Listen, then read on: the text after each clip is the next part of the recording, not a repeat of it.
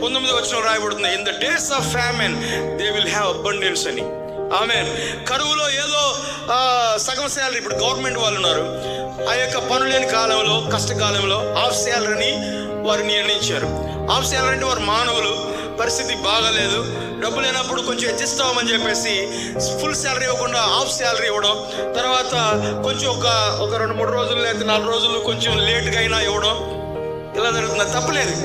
కానీ ఇక్కడ వారు మానవులు. ఇక్కడ దేవుడు ఏమంటున్నాడు చూడండి, కరువులో, మనిషిని యొక్క కరువులో దే విల్ హ్యావ్ అబండెన్స్. ఆమేన్. హల్లెలూయా. కొరత లేకుండా చేయగలిగిన దేవుడు, సమృద్ధిగా నింపగలిగిన వాడు, కరువులో నింపగలిగిన వాడు. ఆమేన్. చెప్పండి హల్లెలూయా. బైబిల్లో నేను చదువుతున్నప్పుడు అబ్రహామును చూడండి, కరువులో సమృద్ధి, కరువులో ఆ యొక్క వృద్ధి చెందుతూ ఉన్నాడు. కరువు అబ్రహాముని బంధించలేకపోయింది, అణిచివేయలేకపోయింది, తొక్కిపెట్టలేకపోయింది. కరువు దినాలు ఎన్నో అతని దినాల్లో అతని దగ్గరకు వచ్చినప్పుడు అంత కరువు అనుభవిస్తున్న ఇతను మాత్రం వృద్ధి చెందుతూనే ఉన్నాడు. ఆమేన్.